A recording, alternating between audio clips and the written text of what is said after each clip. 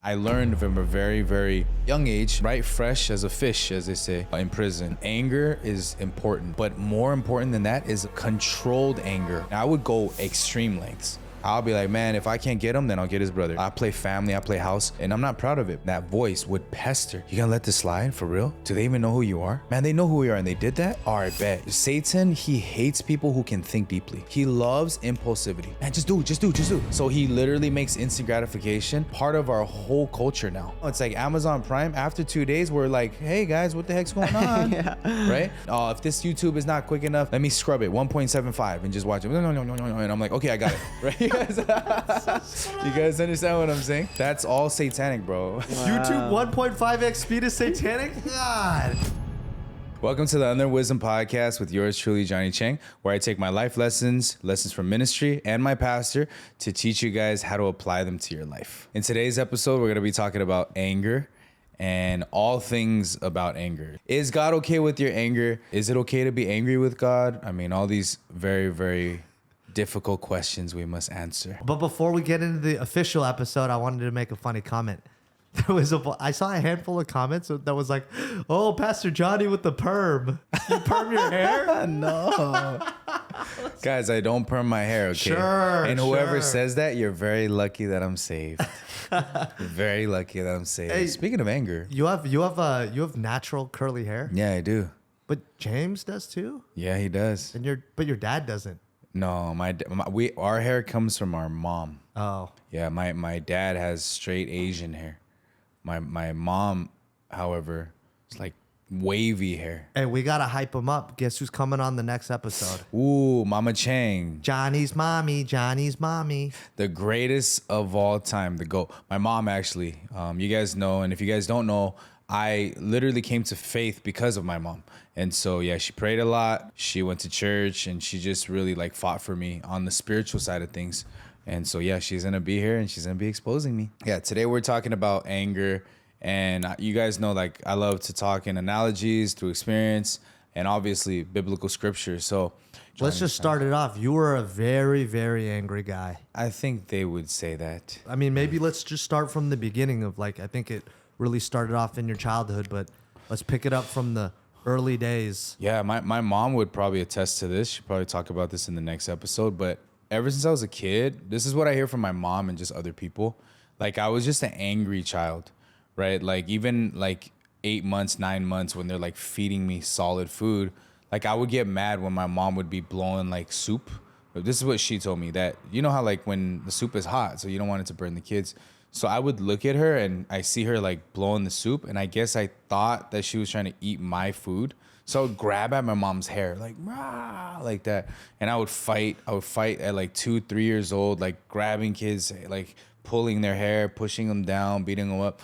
I don't know what it was, bro. I was just born like a very angry and very like rageful, and I think you know, obviously it was like gasoline to the fire, fuel to the fire, because my dad was super angry too, and my mom was like angry but like submissive when she needed to be, but would blow up when things would just like pent up too much in her.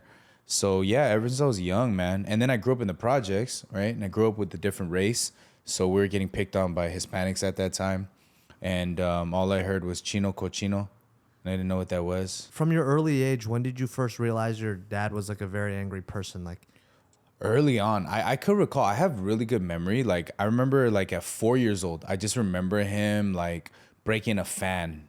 Like, you know, like one of those fans, like it wasn't working.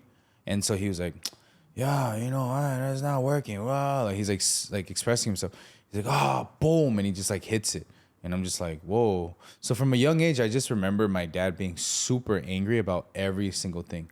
He had road rage. Like when we would drive us, he'd be like, move, go. You know, he'd be like screaming. He would get mad. He loved watching. He's a big Lakers fan. Back then, he was watching Magic and, you know, all those people, and then went into the Shaq and Kobe era even. And he was just angry. Like, they would miss a shot, and he would just, like, throw his soju bottle at it. Like, yeah. he would throw his soju bottle at the TV, and it would just shatter? Yeah. And then he would just have my mom clean it up. I mean, he was just an angry dude. You know, do you ever see those videos of little kids on the internet and they talk like adults, like they're expressing their anger, or they're talking like an adult, and it's clear that they've mirrored that image or that behavior off of somebody? Or did you feel like you were mirroring that behavior off your dad, or you just had a different type of? I can't say that 100% only because like I was angry from a little, like when I could remember, you know, and I just only remember my dad being angry at like 4 or 5 years old, but maybe before that, I don't know, I picked up on it. But my mom was telling me that I was just angry even like before 1 years old, you know, so like I would fight with my cousin who would come from Korea. He was like similar in age. Like he would try to touch me. Like, you know, kids are always like trying to like play, and I would get mad, and I never wanted people to like touch me. I was very like, don't touch me, you know? Even when, you know, as a kid, like a lot of old adults would like squeeze your cheeks. I hated that. I would literally pop off. Like, don't touch me. Like, I'll be like that. And I'm like, what the heck is wrong with me? You know, most kids are like, we just sit there. Like, I never liked people touching me. I never liked people looking at me too long. What? I was just a bad kid, dude. I'd be like, don't look at me. You're annoying. That's one thing my mom would say was I would say, you're annoying or you're stupid. Those were my words as a kid. You're annoying. You're stupid. And it was when people looked at me. It was when people touched me. I didn't like that. I just don't know why. Johnny still talks to me to this day like that. Those 2 words. Was your brother like that? No, that's the one thing. My brother was such a good kid. Like legit a really, really good kid. He was never angry. He would like play around. My mom said that like when I would smack the spoon out of my mom's hand and like grab at her hair, my brother would come up to me and like smack me. Yeah. Like he was that kid who was like, you don't do that to mommy, you know, and like beat me up. He would beat me up a lot, honestly. And I would just be more angry every single time. And it would get more intense all the time. Man. Like I was the type where I would chase you around crying. You know, like those rage kids? That was me. Like I would just grab something and then fall down and then get back up. I was like one of those kids, man. Were you Super getting rage. angry every day? Yeah, I think my mom was telling me that I would get mad every day and I would cry a lot. Like I think from like a specific age, like I would cry every day, my mom would say. And I would get beat up for that. My dad would beat me up, but I would still just cry. Yeah, I don't know why I was like that. There's I remember seeing like videos of me, like VHS, where I was like crying, and I think I was like 3 or 4. And there's a whole like where I'll cry for like 3 minutes straight, which is a long time of crying, dude. Definitely. And I'm just like, what the heck? Like, and they're just like filming me. And I'm just like, what the heck is this? They would do that, and I'm like, why was I like that? I don't know. I honestly don't. Till this day, I don't know. I think being angry also tied into obviously violence, right? Like the more angrier someone is, usually the more violent they are. Like not always, whether it's to themselves or like, you know, inflicting it on others. I learned from a young age that like anger and violence obviously go hand in hand, and violence was effective. Growing up in the projects, growing up, you know, people would make fun of me and I wouldn't be able to articulate my words, obviously, because I would get emotional. You know, when people get mad, they don't know what they're saying. They just blow up, you know? And so I would punch people and I would fight them. And I realized like that got the message across more quicker than me trying to like articulate my words. So for a long time, I didn't really speak a lot. I was always like fighting more than anything. Like even in kindergarten, first grade? Like I was suspended in kindergarten. What? Yeah, and honestly, I didn't even know till you this could day- get to... Yes. No, it was bad. So, I'll be honest, right? I was innocent, okay? I'm still going to hold on to that. But, you know, the tricycles? So, like, in kindergarten, obviously, like, you have a group of kids, and then they have, like, tricycles, and it's, like, a limited amount. And so, I swear, I went, right, because I ran really fast as a kid, and I loved the tricycle. So, I ran to the tricycle, and I grabbed it first. And this other kid, short little Vietnamese kid, I remember him. I forgot his name, but I remember him vividly. He was like, he was screaming because like everyone got the tricycle. And he just decided to grab mine and go, this is mine. He was like, you know, like a little kid. And I was like, no. And I'm serious. He twisted my ear. He grabbed my ear and he's like, ah. And then I punched him in the face. I remember like messed up his nose, right? And then his friend was another kid, and he was like, oh, like, you know how kids are like, oh, he's like shaming me, you know? And then I got mad, so I grabbed rocks and I started throwing it at the kid. And I remember I got the rock and threw it. Bro, I had a deadly precision. I had aimbot that day. I threw it, I swear. And I saw, you ever see things bounce off of things? Yeah. The rock went and bounced off of them. And all Dome shot. Dude, I'm sorry. But not to laugh, but it hit You're him. laughing. It hit him and it bounced off, and the delayed reaction. He's like, ah! He's just screaming. I was like, oh my God. But yeah, so I got suspended because I beat up 2 kids basically. And I was in the 5th grade. I was 5 years old. I was in the kindergarten. And they were just like, yeah, this guy's a bad kid, dude. And yeah, I went home, got beat up for that. My dad was like, who the heck does that, you know? But the way they spun it was like, oh, he stole the kid's tricycle. And then but I swear to you, I remember I grabbed it first. But he was being like a sore loser or whatever, right? He grabs it, twists my ear, punch him, start grabbing rocks and throwing at this other kid. And they're just like, dude, you're just a menace. You know? Then every grade, and you're just learning that violence I was is the fighting answer? every grade. I think I got suspended multiple times, like before even the age of 10. What? Like at least 3 times I could remember. What are kids thinking about you at school? Are they they still knew. bullying you? No. So I was getting jumped when I was walking home from school. So it was never in the school that I had issues. I fought, like my brother shared that story where I fought and like everyone respected me after that. But it was the gangs that were like, now, because these are just regular school kids, maybe some gang member kids. You could handle them one-on-one. But when I was walking down the street, going back to the PJs, that's when I was getting jumped. They'll pull up and just beat me up, you know, or like I'll fight one kid. It'll start with one, and then it just like they're losing, and then boom, the other ones would jump in, right? So, I just learned like, oh, I just have to fight, and then like weapons started coming into that, because I was like, dude, I'm getting beat up pretty bad. Like it's unfair, you know. I felt like a lot of rage because I'm like, okay, we have a one-on-one, and you're losing, and now your friend just jumps in, and I get packed out. So I'm like, all right, and do you guys remember the compasses? Compasses? Like there's a protractor and then there's a compass. Oh my God. So the compass has that of course, that the pointy part. Yeah. So I carried that, and I would legit be like, you know, like if it was a one-on-one, I wouldn't do it. But if I bust it out, it would be because people were jumping me. Yeah. And so I remember just swinging it around. Yeah. People were like, oh, snap. Oh, yeah. So, I mean, you know, I would try to protect myself. And then that's crazy. They like didn't have it. Like not that the school knew that I was doing that, but I think like they were just kind of like, they just removed it at one point, right? Or maybe I went up another grade and we didn't use it anymore. So then I started getting nail filers, you know, like the nail filer, and I would file it on the ground. And I would make like a little or whatever. And I would carry that with me. And so... yeah, it's because I was getting jumped, though. I was super getting jumped.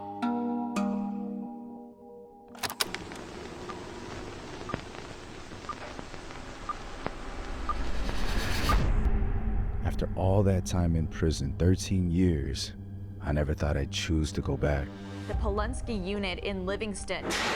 Maximum security prison. Some of the worst criminals in our nation sit on death row, awaiting execution dates that could come at almost any time. I remember wanting to live that lifestyle. I remember being a gang member, robbing people. Dude, who's this Johnny guy? A rival gang called Chang, one of the most cold-blooded, vicious murders they've ever seen. You know, your past will haunt you because Satan utilizes that. People who have been incarcerated are going to affect America more than anyone else as a whole. For every 5 inmates that are being released, 3 of them are going to return within 2 years. We have to get away from trying to recycle people, but to get them to a place where they become men and women of integrity. Think about the consequences. I know that you think that nobody loves you, but God loves you. And the more we grow and mature and form relationships from the outside to the inside, you know what I mean? I think the more that we can be rehabilitated and become reintegrated in society. And the Bible says don't judge, but then it also has, you got to discern the spirit. How do you deal with your family not believing that you've changed?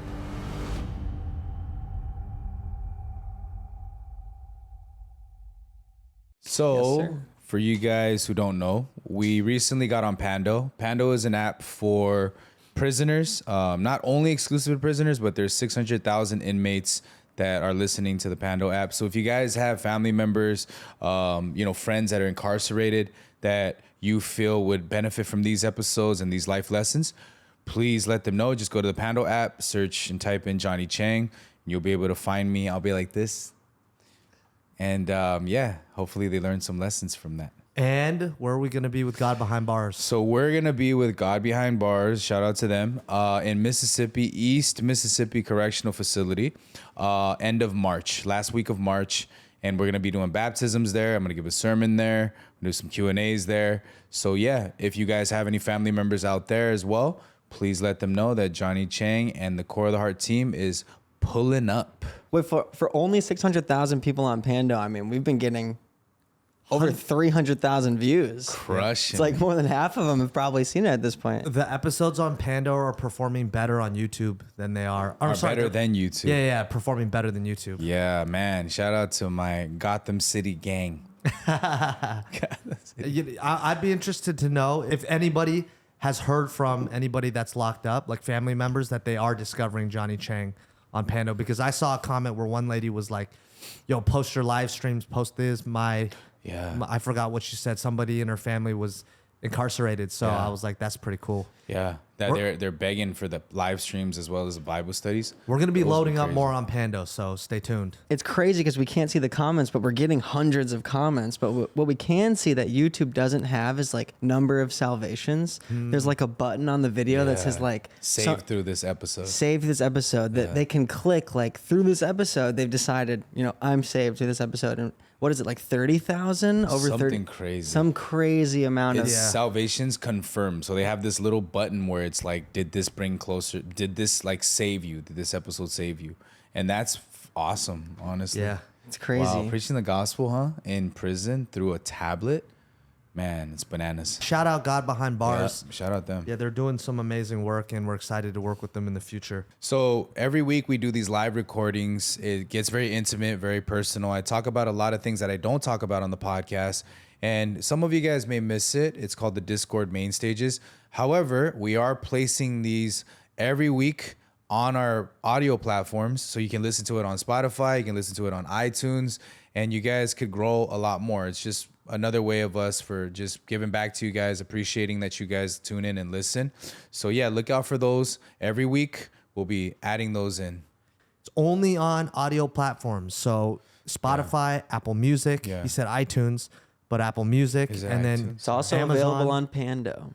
Available on Pando. American Online. Net Zero. But yeah, it's audio only. So if you want an extra dose of unlearned wisdom, just make sure you go to the audio platforms, and we'll pop up all the little icons. The link is in the description. And if you want to hear those live, make sure you join the Discord. Yes. All the details of what we just mentioned will be in the description. And it's completely free. Completely for the expensive price of $3.99. $3.99. I'm super excited to announce that we have our merch finally. You guys have been waiting. You guys have been begging for literally since Burger King was a prince, about a year and a half now, I think. And finally, we heard you. We got everything out. We got sweaters. We got crew necks. We got hoodies. We got joggers. We got windbreakers. Beanies. We got beanies. We got firstborn children. Dog collars. We have dog collars. Duffel. Hats. Duffies. Crossbody. Crossbodies. We got it all. We got it all, guys. Where can they go get it? They can get it at coreoftheheart.com. It was a fun merch shoot, too. Like, even if you guys don't want clothes, go look at the new photos of Johnny. Yeah. A lot of new photos Who of took Johnny. those photos? Yeah, Aaron Word. Like, there's really Someone those photos are super sick. Whoever took them must be a freaking genius. A stud. Creative god or whatever. If you guys want to rep Koth, now's your chance. Yeah. Go get it. And we're super appreciative of all the support. I'm excited to see all the new Koth merch at the next live event. Yes. The next live event is going to be dripping. If you are wearing Koth merch, I'll you be might get a signing. chance to be on camera. We'll take more photos of you. If you wear Koth merch to the next live event, you skip the line. No, I'm kidding. 2 lines, one on the right for Koth merch, one on the left for everyone else. Wear Koth merch, you're getting to heaven for sure. Hey, you know those pastors that are like, I feel like I need a really giving spirit right now. I'm feeling a very giving spirit right now. Lock the back doors. Yeah, he locked the doors. Lock the He's like, doors. there's 1,000 of you. If everyone gives $40, that's $40,000. I was like cracking up. That's crazy. Yeah. Well, anyways, guys, merch is out. Link in the description. Love you guys. Thank you guys for supporting. Appreciate you guys.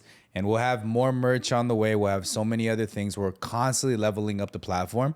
So just want to appreciate you guys for supporting. Whether you're day one supporter, whether you just started supporting, genuinely from the bottom of our hearts, we appreciate you guys. Love you guys. Peace. So then how is that kind of translating though? Because that's like against gang member kids. How's that kind of translating in your personality when you're having, altercations with just regular people or people are telling you what to do? Yeah, so fighting, like I would just fight for everything. At first, it was like fighting to protect yourself. And then at first, it was like fighting because you are a little angry. Now it's like fighting for a purpose. Like everything I do was operating positionally from fighting to gain something. So like, let's say we would play basketball.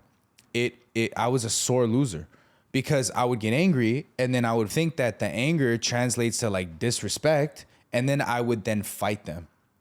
So I couldn't play basketball because I would play and I would just end up fighting people. I couldn't play soccer. I couldn't play baseball. I couldn't play football. I would just go super rough, especially when I was losing or whenever something would trigger me to be angry, right? So yeah, it would bleed into that. And then schooling, I would legit rip, like I was a bad kid at school. I would rip like math tests in front of teachers because I would get mad and then I can't fight them because I was still afraid. But I would just be like, oh, they're like, do this problem. I'm like, I'm not going to do it. And then I'm like, I already said no, right? And then I'll just rip it in front of them. And then they'll be like, all right, go to the principal's office. And I remember getting so mad at the principal's office that like I started wrecking his office, right? I remember him, Mr. Carroll. I think his name was like Pat Carroll. He passed away obviously, but I was about to say apologize to him. He picked me up, bro. Like, cause I was literally like, I think it was like all his little, they have all their little knickknacks. Pencils and yeah, I knocked everything over. He had a little crystal ball thing that his mom gave him. Cause I remember hearing him vividly. Like his mom passed away, but I knocked that off and like broke it. So he's like, stop. He like screamed. He grabbed me. I swear to you. Picked me up and slammed me into the chair. And so I was like, I don't care. I kept saying that. So I was just like this. It was translating and bleeding into all aspects of my life. So if I didn't want to do something or something made me angry, I wouldn't do it. I'm like, I'm done. Dude, you're like a human honey badger. Tasmanian devil. Yeah. Jesus. Yeah, for real. I was just like, blah, blah, blah, blah. You know how like when he's spinning in the thing, that was me just walking around. Blah, But blah, then blah. you would do that and then go home and your dad would whoop you. Whoop me bad, bro. And then you would, And I would, make but you I, angrier? yeah, it was a vicious cycle, right? Like I would take all my anger out from that too. Like I would sit there and I would take it, like biting. I remember biting my mouth, like and like biting my teeth, and just like gnashing it and be like taking it. He'd beat me up, but I don't know. There was something in me that was never like, yeah, you should probably stop. I just was like, no, I don't want to lose. Like it was stubbornness.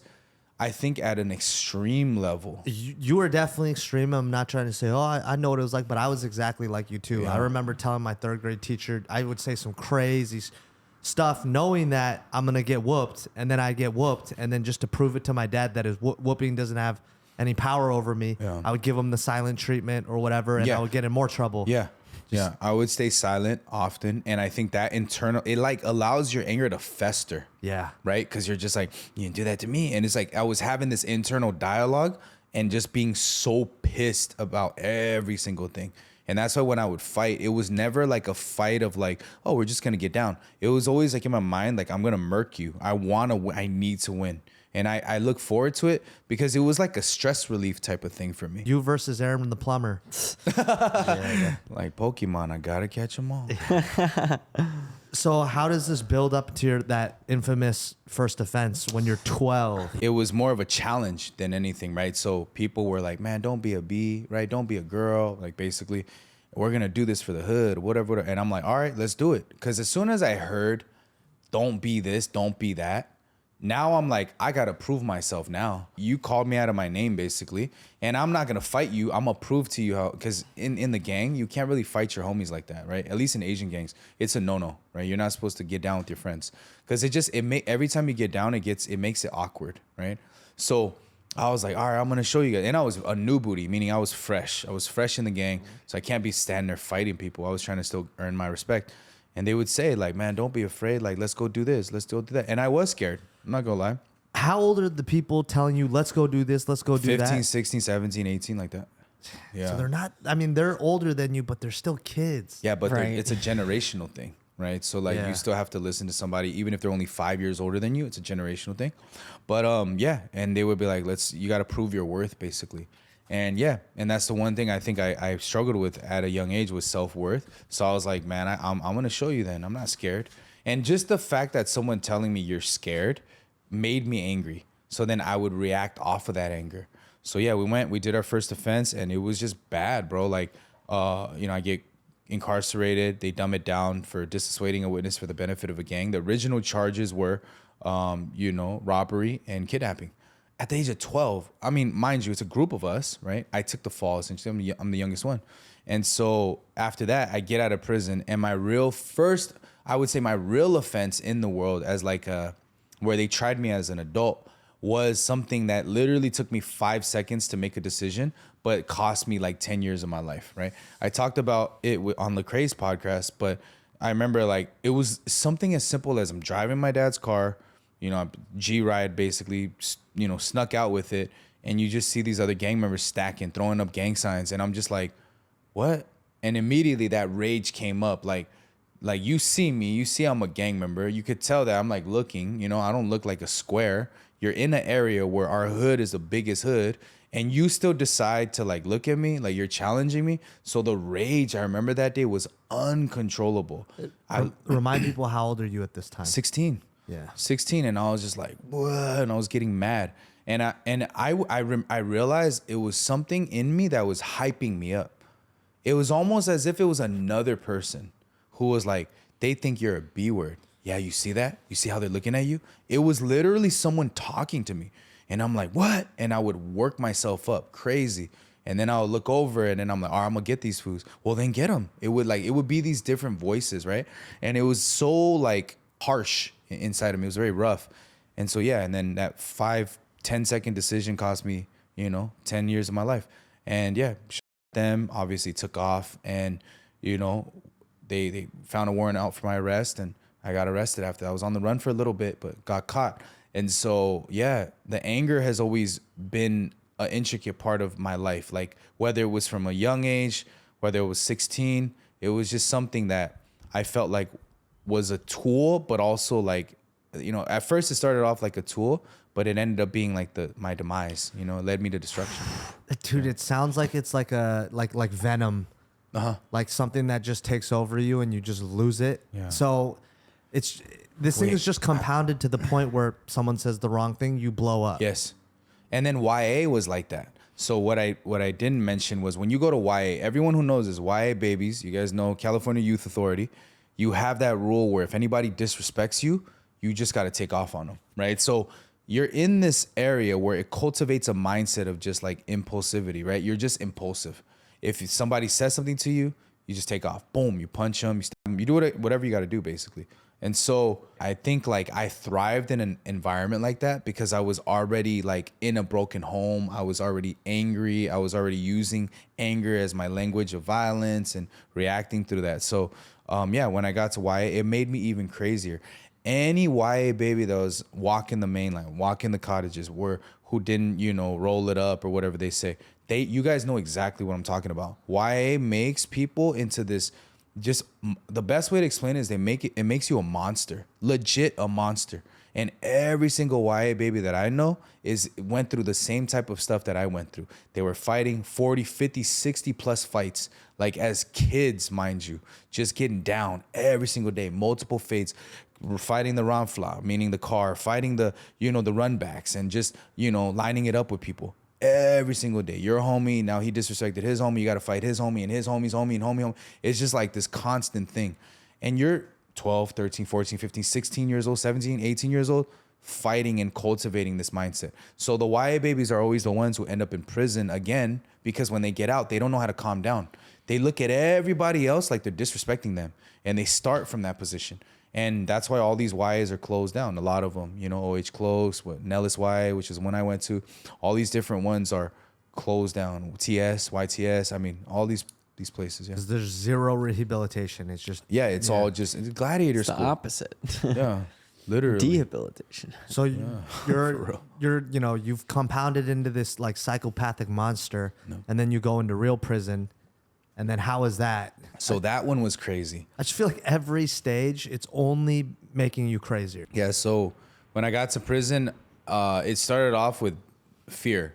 So like people were telling me, you know, man, you go to prison and it's where the big boys are. And mind you, I'm 16 going on 17.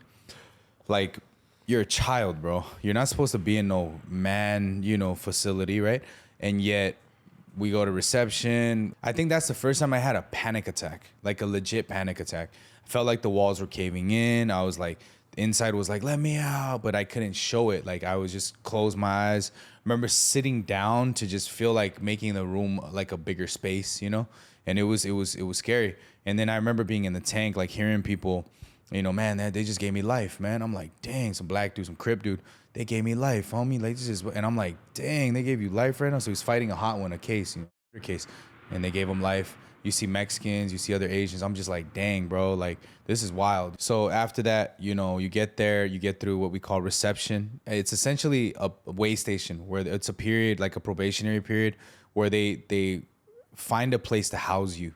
So you go to a certain prison, but you don't stay at that prison. You stay there for 90 days usually, and then they kind of they determine, okay, is this guy a gang member? Does he have gang affiliation? This is where they put you on gang file. This is where they put you into GP, which is general population, mainline as we call it. After that, you go to the prison that you're supposed to go to, and you start to serve your sentence. And they'll ship you out of state potentially? Not or? necessarily. So when I was locked up, there was the governor, right? Arnold, get to the chopper, right? That guy, right? So he was like, for some reason, wanted to do the prison reform, and he wanted to house and make California only a lifer prison. So that means anybody who wasn't a lifer was getting shipped out of Cali. Why would any other state accept another state's prisoners? I think there was money behind it. Yeah, so we would go legit, no disrespect to Mississippi and whoever we went, you know, Arizona, whatever. California politics, right, is the craziest politics. We're so segregated. It's wild. Southern Mexicans, Northern Mexicans, others, Asians, Polynesians, all together, blacks. You know, it's like whites. They mix them all up. We don't mix together like other prisons. And so it was kind of wild. And so you get these people who are structured, right? California is extremely structured. All the prisoners in there extremely militant, and they're moving us to places like Mississippi, Oklahoma, you know, Arizona, places like this where they never seen stuff like this. So they didn't know how to combat us. During those times, riots, crazy. People killing each other, like wild stuff. People getting stabbed. That was the era that I was in when I was going out there. And it did more harm than good, because what happens is when you ship people out, now you're removing them from their family. Now they have this built up anger. They have this rage towards the system. They're already doing their time, but you're now doing hard time, convict time, because you don't see your family. You know what I mean? So, yeah. But anyways, long story short, we get out there, and I learned from a very, very young age, right fresh as a fish, as they say, in prison. You learn, anger is important. But more important than that is a controlled anger, almost, where you sit there and you're like, I can't crack off on people, because in YA, it's gangbanging. You could fight if this guy's from another set. Even if he's Asian, you could beat him up. Like, that's just what it is if he's from your rival gang. But in California prison system, not possible. Like, there is no one-on-ones. They do not allow you to fight or line it up, as they say, or the kids say nowadays, catch a fade. There's no such thing as that. You move as a unit. So if somebody has an issue, let's say I have an issue with an Asian guy has an issue with the Mexican guy, the whole races are going to go to war, even if it's one person who started it, right? And so it made me realize, like, anger is very powerful in there. Rage and violence is very powerful, but it's almost like this mutual respect of, dang, if we get into it, we're going to have to get everybody into it. And we have to be 100% sure that this anger is kind of, you know, validated, and disrespect was really disrespect. And otherwise you get it. You know what I mean? So yeah, it did teach me a little bit, believe it or not, to manage my anger a little bit in an environment like that, because it was wild. That's crazy because when you start a fight and you're putting everyone else out on the line, it's like if you weren't right or justified, they're coming at your ass. Oh yeah, next. for It's like, sure. I've seen that happen. It's called cleaning house. They Mhm. clean the house. Like if you started something, if you ran up a debt, whatever, like it's pretty crazy. Like even if you win that fight, your team is up against you next. Yeah, you lose the battle. 1,000 people versus one gorilla. Yeah. Have you ever made a mistake? Most people make mistakes, especially people who are like YA babies who are just kind of like don't know how to program. So a lot of people don't know how to program, especially kids who are younger. But yeah, I made a lot of mistakes. I was disrespectful. I had to get, DP'd, as they say, disciplined. You have to. They just beat the brakes off you? Yeah, like whoever you disrespect, they choose representatives. So if you disrespect another race, like, so within the other car, there's Asians, but like there's also Polynesians. There's Chinese, there's Korean, there's Vietnamese. Vietnamese is like, I would say, the deepest out of all the Asian car, out of the other car, right? And let's say I disrespect a Vietnamese dude. Well, they kind of move as their own unit too.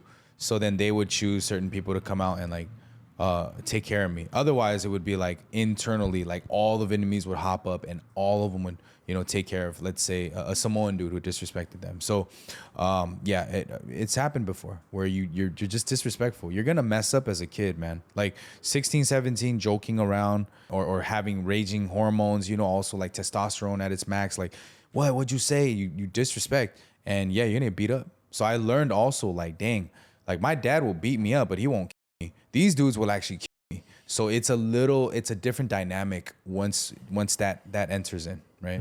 Yep. I guess where I want to get with this is now we've painted the picture that you're just like the Hulk. You know what I mean? Just an angry guy. Yeah. When does it? And you gave one hint right now where you said in prison, because of the penalty of death or everyone turning against you, it made you control it a little bit more. Yes. So I want to start getting to, like, maybe after prison, or when did you start to kind of deal with your anger, or how did you start to get it under control? So I don't think you fully ever get it under control if you're in prison, but the environment controls your anger for you, if you will. So that's why a lot of people, prison is kind of dangerous in that it is like a deception in one thing. People will go to prison and they'll have the bars, they'll have the prison politics that kind of keeps them in line. And you'll hear them, though it looks like they're getting all their accolades or GED, whatever. But once they get out of prison, they can't handle it out there because it's too much freedom now. So it's like they always come back, right? So people who've been to prison, 1 foot in, 1 foot out, I hope you guys can have a little bit of empathy for those who are 1 foot in, 1 foot out. It's because they're having a hard time programming. They've been institutionalized to follow the rules of prison, that now the rules in the world don't make sense. Because you can't call people, for example, a B word in there. That's a no-no. But then out here, you'll just hear that on the streets. You B word, and it's like, what? And it's right. So it's like they don't know how to program in the world all of a sudden, right? So it's bad.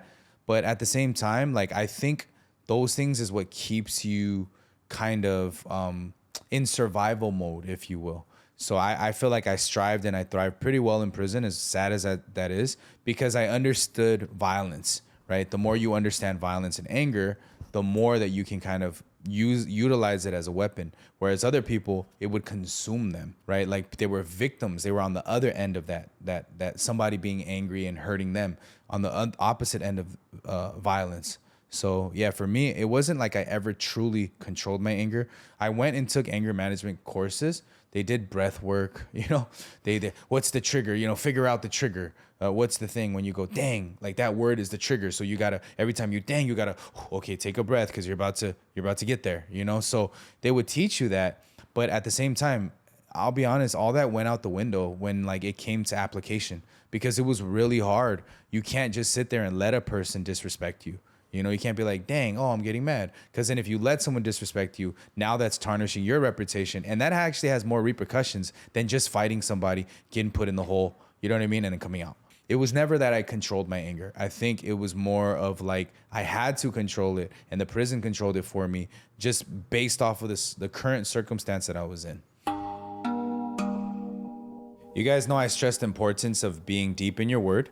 So we do that every Saturdays at 10 a.m. Pacific Standard Time in our deep dive Bible class. We go from Genesis to Revelations. We're currently in Leviticus. So all the symbols, all of these unlocks, you guys don't want to miss out. I hope you guys enjoy. It's at 10 a.m. Pacific Standard Time at coreoftheheart.com every Saturday. And remember, starve the flesh, feed the spirit. See you guys later. But do you think you still use any methods from suppressing your anger that you learned in prison today? I don't think I use any suppression because I realize like suppression is just bad in itself, right? It's rooted in kind of fear as well as like avoidance. And I think I realized why my anger affected me so much was because I would suppress all the things that I didn't want to deal with. And it was just easier to use anger as a coping mechanism so that I didn't have to deal with it. You know, a lot of times I would fight with people is because I couldn't articulate my words well. So I had a fear of losing an argument.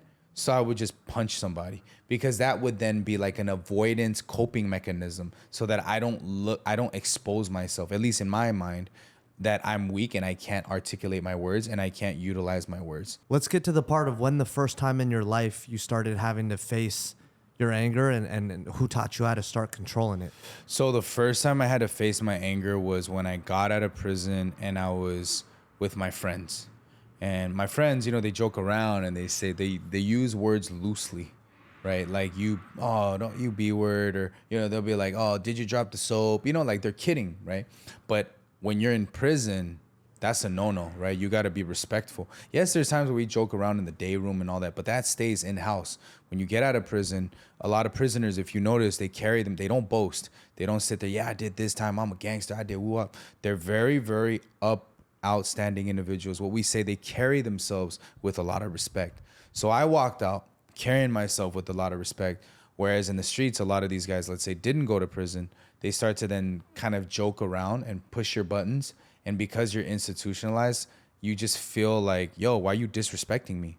So I remember going kind of crazy on my friends, you know, which was bad, all bad. Because they couldn't understand, like, yo, why'd you change? Like, we used to mess around like this all the time. What's up with you? You know, I'm like, man, don't ever say that to me again, homie. Blah, blah, blah, blah, right? Don't ever disrespect me, blah. And it was just bad. And then I realized, like, I was causing too much ruckus with my friends. And I was like, these are people who I call my brothers. And yet, look at them. I'm very repulsive. They don't want to be around me because they also feel like they have to walk on eggshells. And that kind of made me realize, like, bro, you're going to have to reprogram your mind to not accept that every single thing is a sign of disrespect, first off. And otherwise, you're going to be alone. You're going to be lonely. So you either kick it with the homies and have a good time and let them clown a little bit, or you just go to war with all your friends, which is not a smart move either. You know, they're way crazier than I am, right? They're, you know, and we're all a bunch of crazy people. And it's like, there's repercussions for this. So I had to learn too, like, oh, okay. And that was kind of like a little sliver of like when I had to manage my anger a little bit. So I would let certain things slide, you know, and I would like hold things in. And if I got too mad, I'd remove myself from the situation. Or I'd holler at them, hey, homie, like you said something like this the other night, bro. I didn't like that. You know, could you not do that again? I'm gonna ask you respectfully one more time. Don't do that again. And they'd be like, all right. But you could tell it was just awkward, you know? It kind of feels like it's not like you were saying, hey, don't say that again, to be like, hey, why did you say that? That hurt my feelings. It's more of like, if you say it, then we're going to fight. Yes. That's how it always was. It's like, there's no options here. There's no dialogue. I'm telling you that this pissed me off. Don't do it again. You do it again, it's going to be a problem. Wasn't it you also saying that like you would literally stay up at night filled with rage when thinking about your ops? Yes. So if somebody blasted at my homies or, you know, did something and you know, try to hurt me or hurt my brother, for example, yeah, I had to get me some, meaning like I had to retaliate. I had to, it was something that would just, again, that voice would pester. You gonna let this slide for real? Do they even know who you are? Man, they know who we are and they did that? All right, bet. You know why? Because they think you're a this. They think you're a that. Man, they're not scared of you. See? You're a B word. See? And it was a snowballing effect. And I'm like, like I would literally sit there and it would manifest in my flesh. Like, and I would like get mad, you know? And I'll call the homies like, man, we're riding on these foods. What the hell, Johnny, chill. What the hell's wrong with you, bro? And it would be like nothing was happening externally. Everything was happening internally. And so I was just very, very bad. I punched the wall, broke my hand, broke my knuckles multiple times. punching the concrete wall, just getting mad, you know, filled with rage. And it was all because of that inner voice telling me, bro, you're not a man. You let this happen to you. So what the heck? How can you do that? And I would go extreme lengths. I'll be like, man, if I can't get him, then I'll get his brother. I play family, I play house, and I'm not proud of it, but it was very bad things like that, you know, where it was like, I cannot go to sleep tonight thinking that I'm okay, you know what I mean? And that letting this thing slide. And I realized how wrong that was, obviously, but you know, at that moment when you're in your rage and you're underdeveloped emotionally, you don't know how to, you know, and it's all trauma and compounded trauma. And it's not an excuse, but I genuinely did not know how to regulate emotionally. Like someone would say one thing and I would try my hardest. It's nothing. But man, it would pester me. It would constantly. Yeah, but he said that. Why would he say that? And I would tell myself, yo, I don't want to think about this anymore. And that thing would come and it was almost as like it amplified more the more I tried not to think about it. Yeah. And it's like better to just give into it so it can hurry up and get over it and I can have some peace. So it was genuinely being like, I would say like a demonic oppression type of thing. It was just like, now that I understand it, you know, through the Bible, it was just Satan, enemy, pestering and just forcing me, influencing me to do something. And just so that I could sleep, just so that I could have peace. I mean, I think that's a good jumping off point where, so like you said that you finally learned that it was Satan. So what does the Bible say about anger? So the Bible tells us that anger in itself is not bad. Uncontrolled rage, however, is bad. Things that are rooted in pride, is your anger rooted in pride? That's how you know it's bad.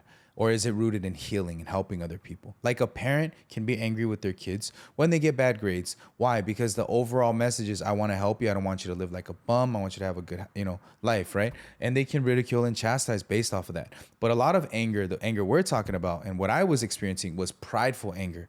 I'm going to do this even if it hurts you.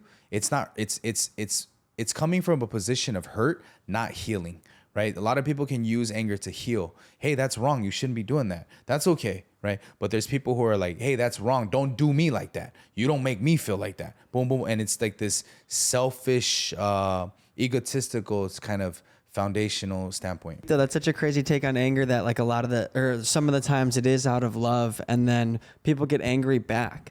Like if my mom is angry at me for something and really at the end of the day, it's just because she wants the best for me, but I'll just get so angry back because I'm like, you don't get it or you don't understand. And just like, we need to have more sympathy and I guess grace that not all anger is coming from, you know, a bad place, but you're right. It's the distinction between what anger is personally and bitter versus caring. For sure. How I categorize it is righteous anger and reckless anger, right? So righteous anger heals, reckless anger hurts.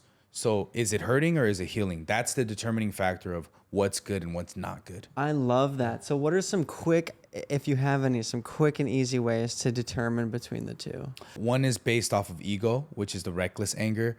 What did they do to me? How is this beneficial to me? Me, I mentality.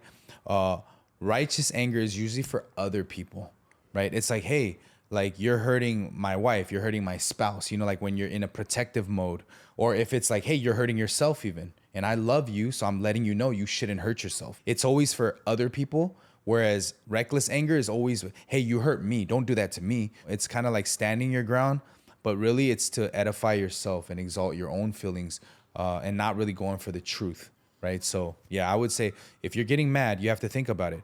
Am I mad right now because of my pride? Am I mad or am I mad that this was disrespectful to the truth? Right. Did this disrespect the truth? Did it hurt somebody else's or hinder somebody else's healing process? Then that's something that you can be able to differentiate. If it's about you, you don't have to get mad because it's like, well, whatever. They said what they said. That's their opinion. They can have their opinion about me. But if it's like, oh, no, I'm going to bash other people and I'm going to like make another person's life more miserable because I'm pissed off. Now you're like, hey, bro, come on now. Like, you need to check that. I love that. So the direct actionable advice is when you're angry is to stop and think, what am I even fighting for? Yes. Is this healing or hurting? Yes. Genuinely. Yeah, sounds great and all, but when you're heated, here we go. Yeah, so I want to know, like you were a psychopath, and it was just green light. The minute someone steps on your Jordan, say how you really feel. Yeah. When someone bumped you and looked at you the wrong way, it was just green light, and you would go. So, like, how did you actually apply that? Like really try to walk someone through that's maybe experiencing the same thing, that it's like, yeah, that obviously makes a lot of sense, but it's like when I see red, I see red. Yeah. And also the angry mistakes happen. It's a 5-second decision. Yes. So that's why the pause part is very important. I think people don't understand that there's power in the pause. To just sit there and go, all right, and think is something that is so pivotal. Pastor Kim, the one thing I love about him was he always, the first thing he would do, I almost felt like I was such a kid every time. Okay, Johnny, okay, wait. That's the one thing he would say. Okay, Johnny, wait. And I'm like, wait for what? You know, I'll get mad. And he's like, wait, okay, wait. And I'm like, yo, this guy's like telling me to wait, you know? But little by little, he was teaching me, as you wait and you pause, that first draft becomes second draft, third draft, fourth draft, right? It's like if you let just that 10 seconds pass, then that's 10 seconds of like you didn't react to the first draft. And then you start to think a little bit, you know? And he was always like positively like making me think deeply, if you will, about the actions. It wasn't like a chastising. It was more like, I care about you, so I need you to think right now. It wasn't like you're stupid, I taught you before, why the hell are you not listening to me? It was never that. Whereas everyone else was always treating me like that. Pastor was always like, Johnny, I care about you. You're going to do something really bad. I know it. I'm not going to stop you, but I want you to at least wait, think about it, and think about who cares about you. I care about you. He would keep saying stuff like that. I care about you. I love you. Something he'd be like, I love you. And I'm like, what the hell, dude? I know you love me, man, but I'm mad. You know, I would get mad. But just those little things snap me a little bit off of that mindset of like, oh, I'm going to beat this dude up. It was more of like, hey, think about it. Think deeply about your thoughts. And then when I would calm down, fellowship always. Johnny, let's say you did do that. And he'll run me through scenarios, which was beautiful because it was training my mind to think about my thoughts till the very end. So you do have to have that person, you know, and if you don't have that person, obviously it's going to be, you know, difficult, right? But even that, you know this now. So I'm that person, right? Where I'm telling you, just think about it a little bit. Satan, he hates people who can think deeply. That's the one thing that he hates. He loves impulsivity. Man, just do. So he literally makes instant gratification part of our whole culture now, right? Before I remember waiting for a week in our packages, a week was like, whoa, that was fast. I don't know if you guys remember that. But now it's like Amazon Prime. After 2 days, we're like, hey guys, what the heck's going on? Right? So like same thing. Everything was just slower back then. Dial up, right? AIM Messenger, like it's just everything was slower, and you're just like, you had to cultivate peace and like patience, right? But now it's like, just go. If this YouTube is not quick enough, let me scrub it 1.75 and just watch it. No. And I'm like, okay, I got it. Right? You guys understand what I'm saying? And so that's all satanic, bro. YouTube 1.5x speed is satanic? God, Yes, I can't it live is. my life. Yes, it is, bro. But the instant gratification thing you just said is crazy. Bars, You're double right. fire flame emoji. Yes. No, this whole section is amazing, but continue on that. Yeah, so, you know, Pastor was telling me, think about it. And most people, they just need to be able to pause and think. And if you don't have somebody there, not a problem. You can pause, because Pastor Kim's not always there. He would tell me, Johnny, if you pause and pray. So the 2 P's, he said, pause and pray. Wait a minute and go, God, I'm about to freaking lose my mind right now. And then, you know, give it up to God in this way. That prayer, believe it or not, has saved me from a lot of stuff. And it's because technically you're now speaking it out, this darkness, as we say, and kind of being able to organize your thoughts as you're praying to God, because you're still talking to somebody else, right? Which is God. And a lot of people do that. Like they'll come and they'll be like, hey, bro, get this guy out of here. I'm about to beat him up. It's the same as like, you know, just that little bit helps people kind of calm down a little bit, right? So yeah, I've learned that if they're not there, it's okay. You have to pause, you have to pray. And it helps, man. It helps. And the last piece you said is think through your thoughts to the very end. To the very end. So what he means by that is like, there's times where I would ask Pastor straight up, Pastor, I want to do a line of like straight up, I'll be like, I just want to drink today. I want to, you know, sleep around with the girl. I want to, you know, do. And I'm like, and he would never say no. Again, he would apply. Okay, wait. Let's think about that. One line. Does it stop at one line? No. I would be mad. No. Well, what happens? Well, you drink, Okay. Does that stop at one drink? No. Now you're doing line drink, right? Yes. Now you're all like out of it, right? And then what happens then? I would literally sit there and he'd just watch me think. And I'd process it in front of him, unpack it in front of him. And I'd be like, women, right? You get like that. You're like, oh yeah, I want to have a good time. So you level it up. Another dopamine hit. Women. What happens then? You call this girl, you do this. Now you're doing all this stuff, right? What happens then? There's trauma with that, right? What if it's a friend's girl? What if it, like you was get doing desperate? That? I wasn't, but he's saying like, think about it, right? What are the worst things that can happen? And act as if it would happen. I'm like, okay, then the women, and he's like, okay, so you're being a Christian. Would that be okay? And I'm like, no, that's not okay, right? That goes against their beliefs. And then it's like, okay, does it stop there? So let's say you do that and you're dating someone. Now that's cheating, right? Then that ruins your relationship. And then what does it spiral you back into? More drugs, more women. Now you're in a hole that you're digging deeper for yourself. And then can you come to me and have fellowship when you're doing that, Johnny? No, you're going to feel condemned. So then what happens? Disconnection from me. So then you're now isolated. And remember when you're isolated in your room? And I'm like, oh yeah, those thoughts would come. 1 thought, 10 thoughts, 50 thoughts. You're spiraling. You want to unalive. So now you just went from one line to now unaliving because you thought it was just one line and it stopped right there. And that like blew my mind because I was like, oh my gosh, I'm thinking about my thoughts. Most people, what do? Oh yeah, that's not good for me. I shouldn't do it. And they end their thought process right there. Pastor was teaching me, think about your thoughts all the way to the very end. And the end result is always destruction and death. Now, do you want to die? Right? Like that's important for you to recognize. Obviously, most of us do not. So he's like, no one wants that. So you have to think about that deeply.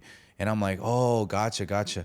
And it's just like riding a bike, guys. When you first start riding a bike, you fall down, you scrape your knee. It's not easy to think about your thoughts or even differentiate your thoughts from the word of God. But little by little, as you ride more, as you scrape your knee a little bit less, right? You start to find your balance. And then you learn this skill, which you take with you for the rest of your life. Right? I don't know when this is the last time I rode a bike, but I know if I hop on one right now, I'd at least be able to do it, right? So it's the same with training this thought process or retraining, if you will, this deep thinking versus overthinking, right? You learn it and it just becomes a part of you now. And you guys know every time I think, I'm always thinking very deeply about everything that we do.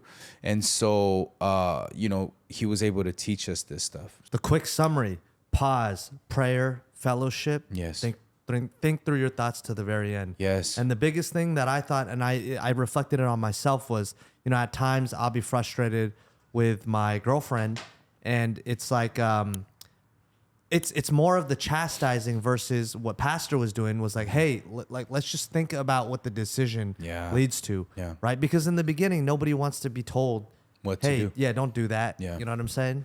Yeah. But what would you say to people where they're like, yeah, that makes sense from an ex-gang member who was doing like bumpies to like women and murders and things like that. But I just want to have a beer with my friends or whatever it is. And I used to do that all the time. I'm not getting blackout or nothing like that. I think it comes down to obviously it's all relative and subjective, but if you're drinking or if you're doing something and it's something that's not giving you like sadness or emptiness, I don't think it's an issue, right? So at the end of the day, it's not just self-preservation. It's more of like, is this stuff, your decisions, are you really okay with them, right? You have to be honest with yourself. Are you okay with the current position you are in your life? That's also thinking deeply, right? Am I happy where I'm at for real? Or am I just tolerating it?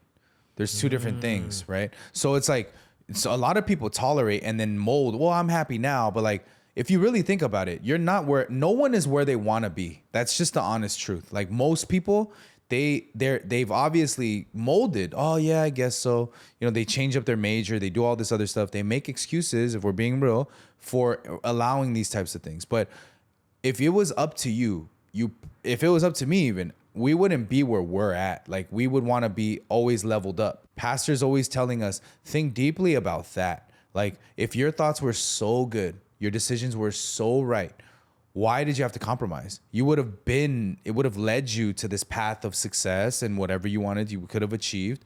Why is it then that you're not where you're exactly at? And now you have to kind of almost make exceptions and like kind of tweak things in your life so that you can at least survive and exist, you know, without feeling all that shame and misery and all that stuff. So we just have to be real with ourselves. Pastor was really good at making me be real with myself.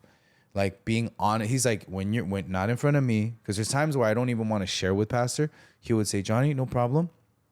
When you go home and you have time, think about it to yourself. Just be honest. You deserve to be honest with yourself, was what he said. You know, you can tell me this, you can tell me that. I know you're mad right now. Yeah, I'm mad, Pastor. Like, don't tell me that. Okay, no problem. I ask just one thing, one request. Think about it when you're calm. Think about what I say. And then also if you know, you can reflect on yourself, essentially. Speaking of anger, why am I easily so triggered? Triggers reveal unhealed trauma, I would say, right? So a lot of people get triggered because it's not really what someone else is doing, but it's showing them what they haven't healed from. And that's something that a lot of people don't want to come to terms with, right? It's not a present threat, for example, like that, me, right? I would get mad, not because people were making fun of me that I couldn't articulate, but when they're like, you know, when I felt challenged to articulate and I couldn't, I was then making them pay for the price because I didn't know how to emotionally regulate. I didn't know how to self-soothe. I didn't know how to express myself. And so I took that as a threat, right? So most of all of my stuff and most of why people get triggered is because it's a trauma response. Triggers don't cause anger. Triggers expose anger. Does that make sense? Like, it's something that you just, if you're getting triggered, it shows that there's something that's unhealed. And it's not just anger. It just exposes that there's an underlying issue behind that anger. Anger is just kind of like the byproduct of unhealed trauma, essentially. It's kind of like a landmine, right? So the landmines are planted by somebody else, but like if you're walking on it and you step on it, it's gonna blow you up, right? So it's similar to like these emotional triggers where they're landmines that need to be removed. Otherwise, people will get hurt and it'll affect them coming out of you, essentially, right? So what I learned, at least that helped me with my triggering, was when I would get triggered, I used to be like, why are these guys triggering me? But I stopped asking that question and I started to ask, what about this is triggering me? And what is it revealing inside of me that needs to be healed? That's like the, you know, what in me still needs healing, essentially, right? And then I would pray to God about that too, because Pastor would tell me the power of prayer, guys, is like, it's very powerful, honestly. But people undermine that. Me included, I'll be honest. Yeah, so like people think like, oh, you know, prayer is just like, it doesn't help. But actually it gets you to be real with yourself. It allows you to reflect and then bring that out to God. Because what's the point of prayer, right? God knows what you're going to ask for anyways. It's really for yourself. It's to expose and be vulnerable when you're praying. Because there's just something in you that needs to be released and you're not releasing it properly. But God allows through prayer. It's like a releasing mechanism where you can release it to God and give it all up to him. So for me, I would sit there and I would pray, God, like, I'm getting triggered. Do you see what this is? I don't want to get triggered. I don't even know why I'm getting triggered. I just know I'm mad now. Lord, if you don't help me, honestly, I'm just going to blow up and I'm going to hurt. I'm probably going to say some stuff that I don't mean. I'm probably going to hurt a lot of people that I don't want to hurt. And I just don't feel like I can't overcome this by myself. And you have to help me. And man, there's a lot of times where I pray like that. Please help me. Please help me. And God helps me. He'll either give me peace or he'll literally like, you know, allow someone else to come. There's times where I'll pray like that. Pastor Kim will literally call me right after. Whoa. Johnny, are you okay? And I'm like, no, actually, I'm not. I'm not okay right now. Man, it's crazy that you call, like numerous times, more than like a dozen times this has happened. So I've realized like, oh, there's people like, you know, but Satan gives us the thoughts. Enemy, wicked one gives us the thoughts. It doesn't matter. Like you've prayed this a million times. You know, you have to handle it yourself. Like whatever it is, to not pray and not pause and not think about those things thoroughly. What about people that like don't outwardly explode or get angry, but they bottle it up inside? until it explodes. Like, what would you say to people that bottle up their anger inside and hold it in? A lot of people bottle up their anger because they think suppression is healing. They think like, oh, if I just don't say anything, I'm healed from it. Or they think like they're going to be like this bigger person, you know? But Jesus, he never came to suppress our feelings. He came to heal our feelings. So again, this also ties into a lot of healing, right? If you're not fully healed, then you will suppress. That's the byproduct of it. So it really comes down to that trauma being healed, and how you heal it is two things. You have to let it go, right? You genuinely have to let it go. And how to let it go is whether it's through prayer, like we said, or thinking deeply about it, or distrusting those feelings that arise in you. Because the thing about feelings is tricky. It feels really, really real, but it's not the truth. So the way I say it is, feelings are reality. In the current moment, they're valid only temporarily, but in the long run, they're not the truth. There's so many people that I know that I get super frustrated, crash out, and then later go, man, I shouldn't have done that. You know, so it's like your feelings are not really valid, actually. They change all the time, and they pretty much deceive you, as it says in the Bible. So you got to heal from this idea that what I feel right now is valid. That's a big deception, because what you feel right now, after sometimes taking a little bit of time to reflect, you recognize, I shouldn't have done that. You know what I mean? I shouldn't have done that. And all of us here have experienced that, where it's like we crash out and then we go, dang, why did I say those types of things? I didn't even mean that. I was just pissed. You know, I was just frustrated that day. I was just kind of more stressed out than normal. And I just kind of like dumped it onto other people. So that's why the pause, the pray, the healing comes from really just taking a step back from everything. You guys know I stress the importance of being deep in your word. So we do that every Saturdays at 10 a.m. Pacific Standard Time in our deep dive Bible class. We go from Genesis to Revelations. We're currently in Leviticus. So all the symbols, all of these unlocks, you guys don't want to miss out. I hope you guys enjoy. It's at 10 a.m. Pacific Standard Time at coreoftheheart.com every Saturday. And remember, starve the flesh, feed the spirit. See you guys later. What would you recommend to someone that they have frequent outbursts and then they apologize to the people that they've hurt, but the people that they've hurt are getting sick of it, but they're trying their best, right? They just keep tripping up. They keep losing their temper. And it's just a cycle. Like, how do you break that anger cycle? Yeah. So there's two things, right, for both parties. So the person who's having an outburst needs to understand Romans chapter 7, verse 15, which tells us, for the things that I do, I don't want to do. And the things that I hate, I keep on doing. So, you know, just like you don't want to be depressed and you keep ending up depressed, it's not you who's doing it. The Bible explains that it's Satan who's doing it. It's sin inside of you, Romans 7:20. Apostle Paul, who wrote all of these books, he wrote more than half of the New Testament. He's super based and super wise, but even he says, I struggle with these things.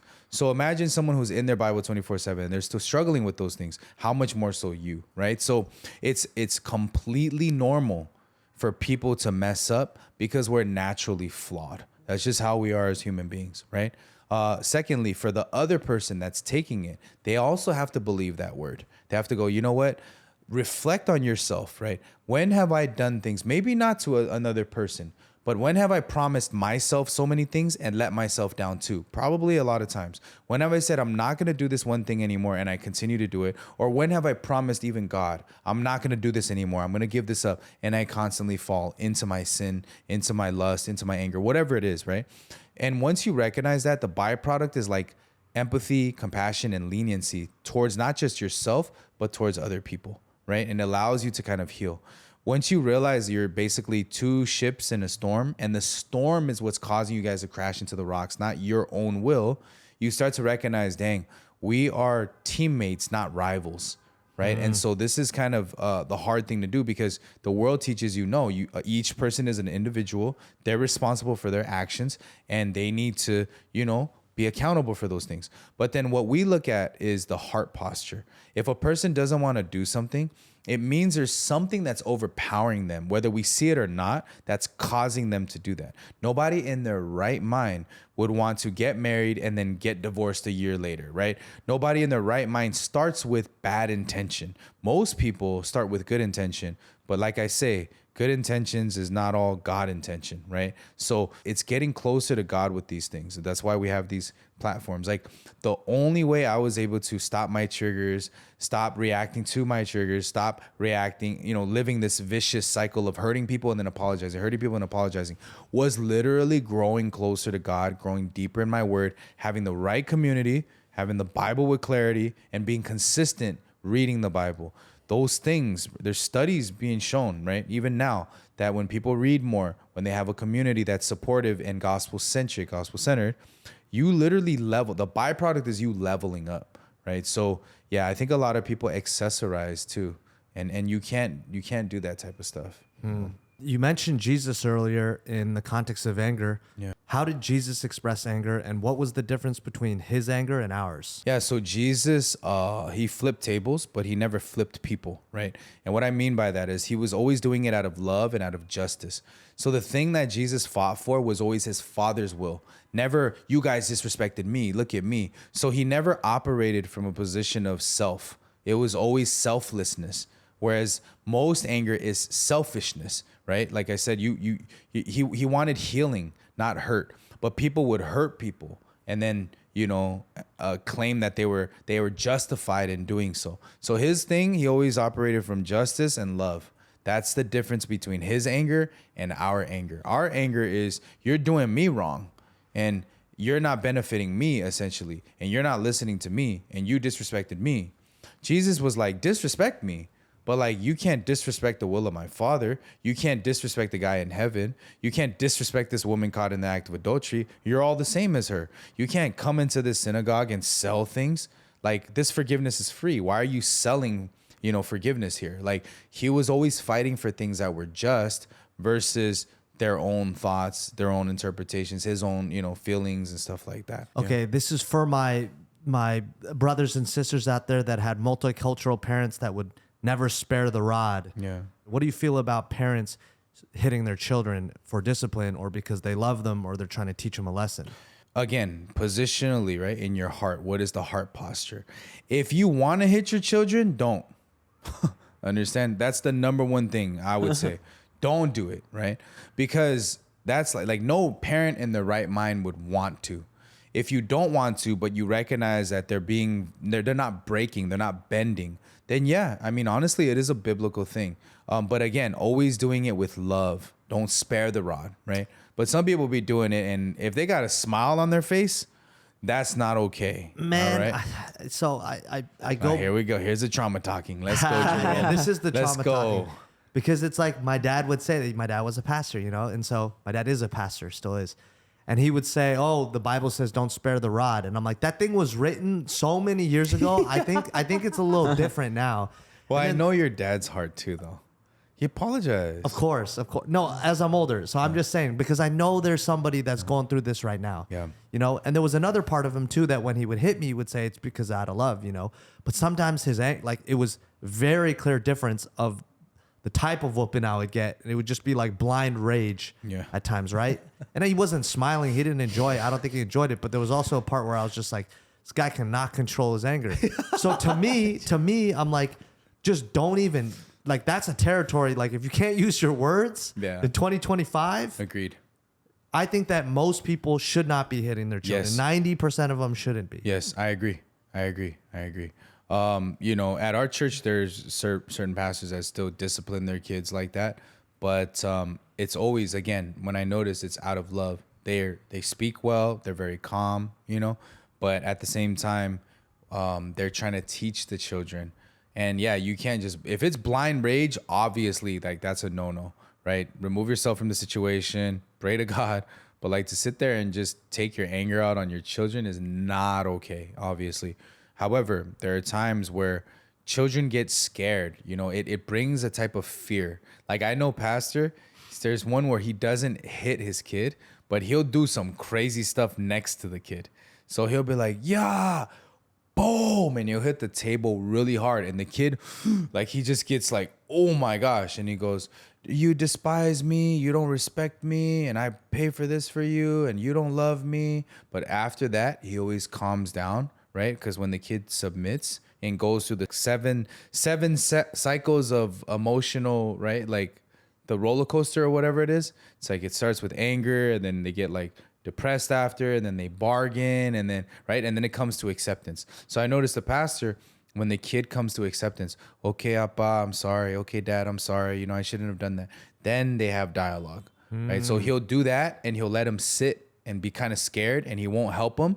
And the kid is now, you know, thinking deeply. He's trying to like process everything. And when he gets to the processing stage, I've seen him. He'll bargain he'll get mad at first, then he'll divert at first, then he'll lie, and then he'll play dumb.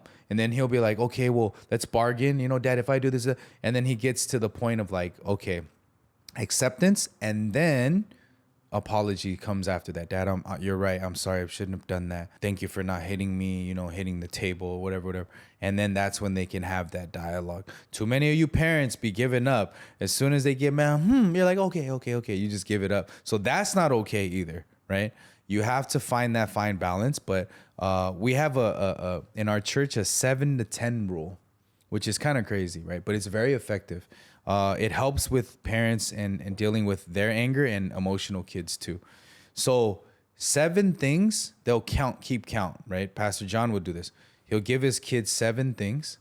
And then the last 3 things, he'll say no. No matter how big or how small, it's a firm no with no explanation. And he's like, what? So kids will be like, come on, Dad. No. Why? Because I said so. And this allows the kids to emotionally regulate that. Well, because they get pissed, right? When you tell a kid no, their real hearts come. When you tell anybody no, their real hearts come out, right? So he's like telling the kid no. And the kid's like, why? They start to bargain. He's like, Dad said no. No means no. And the kids will get mad. Sometimes they kick the door. They run out. They're, I gonna hurt you. Whatever. They get angry, right? I'll fight you, right? And then later, what I learned was when they do this, these kids start to recognize something. Oh, I need grace. Because when you go out into this world, you're not gonna get a yes. Actually, 9 times out of 10, you're gonna get a no, right? And if you don't know how to take no or rejection, if you don't learn that from a young age, then all you can react is emotionally, right? And you can only react in this survival mode, emotional state, this frustrated state, right? So pastor, they're so wise when they do that. Now kids, I see them at church, the ones who they start with 4 or 5 years later, 6 years, even 10 years later, they'll just be like, hey, Dad, can I go here? I want to go to, you know, the ski trip in the wintertime. All my friends are going, you know, in high school. And he'll be like, it lands on the 7th or 8th one? No. And the kid will literally go, all right, Dad. Like they overcome it. It's crazy because they're getting cultivated to be like, no, right? And now when they go out to these kids now, like some of them are getting jobs, they're excelling. It's crazy. They're just like, wow, these kids listen so well. Whereas other kids are like, well, here's the thing. Here's my rights and you don't tell me what to do, right? They're doing they're Ben Shapiroing out, well, capitalism. It's like they're explaining, right? But our kids at church, for real, they learn a no means no and it's okay. Like, just because someone says no, it's not the end of the world. But kids out here nowadays, oh my God, you tell them no after treating them like a prince. You can't tell a prince a no. Don't call your daughter a princess, right? Because you're gonna act like that. Don't call your son a prince. He's gonna act like that. You can't tell them no. You tell them no, they will melt. Literally, take their iPad away. They literally start melting and start melting. All right. It's so funny because I remember getting so mad at my mom. I literally used to like fully explain every side. With Ben Shapiro, I'd fully explain the whole side. I'd be like, why? Because this and that and this and that. What you're saying, your no makes 0 sense. And I would explain every angle. And she would literally go, you're right. You're right. Everything's right. It makes no sense. The answer's still no. Just because I said so. Yeah. That's the only reason that I could never explain. There's no explaining out of that. Why? The answer was no. Yeah. But it's funny because that no training is learning true acceptance, which leads to spiritual life. Yeah. You know, 'cause the Bible, everyone wants the Bible to make perfect sense to them every single turn. Like make the miracles make sense, make this, make that. But you know, it's funny. I'm like, how come none of these kids have figured out the pattern? It's like, yo, you're in the nose. Like, use it on bad things. Dad, can I have a cookie? No. Right. And then it's like ski trip. Dad's like, yes. Bro, this kid is, you're a manipulative kid for sure. I would have Jerome. figured out the pattern. I would have overheard the conversation of pastor telling another dad to do that to the kid, and I'd try to figure out the pattern. You ask for the worst things. Dad, can we have vegetables tonight? No. Oh my gosh, bro. When the situation is like very emotional or it's something that means a lot to you, how do you speak out without getting emotional or lashing out? You got to let love lead, right? So you have to understand that something that may seem so big to you may be something really small to somebody else. And just because somebody doesn't see it from your side does not directly equate to disrespect. They're not validating me. Yeah, right. So a lot of people do that, right? They're like, oh, you don't validate me. And, you know, if you don't see it from my side, it means you don't love me. That's not necessarily true. There's always open dialogue. You should always be able to have a conversation with somebody. It's not this dictatorship where it's like, you don't do what I say, then it means X, Y, and Z. Not necessarily. Dialogue, conversation is so foundational, right? When conversation dies, relationships die, right? So we can have dialogue. Even if you're fighting, it's okay. But you have to at least be able to be receptive, meaning like accepting things and listening and hearing people out. No matter how much you think like what they're saying is pointless, that's your opinion at the end of the day, right? We have to think about it. Well, if I care about this person and I love this person, wouldn't I give them the time of day to at least hear them out? And if this is important to them, it should at least be somewhat important to me to be able to listen and hear them out. So a lot of people don't want to hear people out. They make that judgment of like, this is so dumb. The first thing that comes to mind, this is so dumb. Why are we even talking about this? So unrelatable. But if you think about it, right, you lash out because you're not leading in love and you're not thinking about other people. So what matters to you, right, may not matter to them. And what matters to them may not matter to you. But that doesn't mean it doesn't matter just because it doesn't matter to you. It obviously matters to them. It's obviously hurting them. And if it's something you can do, why not bend for someone you love? That's why you have to lead with love. But if you lead with logic, different L's, that's when it's like, well, prove to me. And then it's like, dang, you're now getting into these scuffles where it's like, okay, I see your point. That's super dangerous because that will affect not just personal relationships, that or intimate relationships, that will affect business relationships, that will affect your father, you know, parents relationships, parental relationships, that will affect your church relationship, right? People come to church all the time. All right, pastor, you need to make it make sense to me. I don't have to make it make sense to you. You got to learn to bend and accept too. And it becomes this problem, this back and forth essentially. So yes, lead with love, right? And you have to understand that lead with truth as well. Because speaking truth is like surgery, right? It's painful at first, but it's actually healing at the end of the day, right? It's got to be done with care and with love. You can't just go in there and just rip people apart, right? You know, like doctors, they have really good bedside manner, a lot of them. Why? Because they understand what they're about to do. It's fearful for you, and we don't fully understand. We're entrusting ourselves to other people. Most people, you know, they lash out because they're coming from a vulnerable state, and they don't know how to be vulnerable. So you also have to not take that personally when people do lash out. It's hard to be vulnerable, right, guys? Like, it's seriously hard. So I would lash out all the time because I didn't know how to be vulnerable, and I thought being vulnerable was weak. I thought being vulnerable was, you know, I was not qualified and I'm not normal. And so you're like fighting this internal battle to even speak up, and then people check you. It's too much. It's like you're a bruised banana essentially. Right? You push a little and it just rots away, right? So, yeah. Man, that part was so unrelatable. No, I'm just kidding. It was so accurate to like how I behave. Yeah. I just had to self-reflect there. I'm a dirtbag. Yeah, who does that? Yeah. I was just thinking about like the thing that really spoke to me was what you said about like, if you really love that person, why wouldn't you want to do that thing for them if it means a lot to them? Yeah. But yeah. Yeah. And I got some apologies to make. Well, also inviting them to dialogue is important. Like, hey, can I share something with you that's true to me, but also helpful for you? And if they want to hear it, like that gives them the option to like come into the conversation versus just talking at people. You know, I noticed about you, you're like this. When it's different than like, you know, a truth claim, basically. Can I be honest though? Of course, I would Maybe. never. I would never do that. I would never do that. Hey, blah blah blah blah blah. But it's so funny when someone comes up to me, and they go, "Hey, do you mind if I share something with you?" If I go no and walk out, I'm like, You could. Yeah, yeah, but You why should. would you? Yeah, but like, Dude, people most do time- that. Really? People go, nah, not accept right it? now. Yeah. Oh. That's happened to me. When you preach the gospel, for example, that's what I do. Hey, I noticed that you have like depression, right? And I struggled with depression. Can I share with you something that helped me with my depression? People literally go, I don't want to unhash my depression right now. They will. Oh, okay. And then I'll be like, yeah.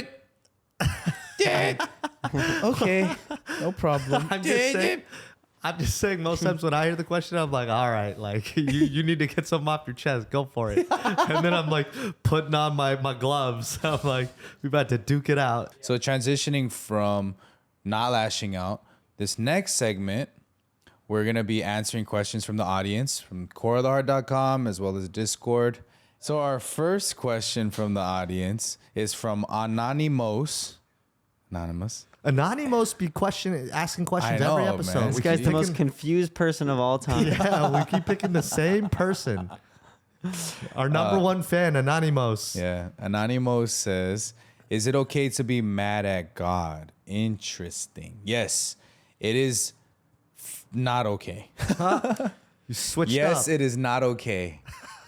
I'm going to leave that in. That's Does that fire. understand? Does that make sense, everyone? Yeah, it makes sense. Yes, it is not okay to be mad at God. Why? Well, because you're not actually being mad at God. You're being unfaithful to God. And what I mean is the only time you're going to get mad at God is because you don't agree with his timing. You don't agree with you don't believe in him, essentially, right? Because why would you get frustrated if you understand and he's promised already through Jeremiah 29 verse 11 that he's going to give you an expected end, thoughts of peace, a peaceful end, essentially. Jesus and God says, I am the Alpha and Omega. He never says I'm the middle. So he's got it from the beginning and he's going to get it in the end too. Whatever's in the middle is a refinement stage. It's just something that we have to go through, and that's okay. All you have to understand by faith, because without faith it is impossible to please God, is to remember that, hey, God's got this. He's going to take care of it. So you wouldn't be angry if you trusted in his provision, in his plan, in his will. You would only be angry because you trust in your thoughts that change. You trust in your feelings that change. You trust in the circumstances that change.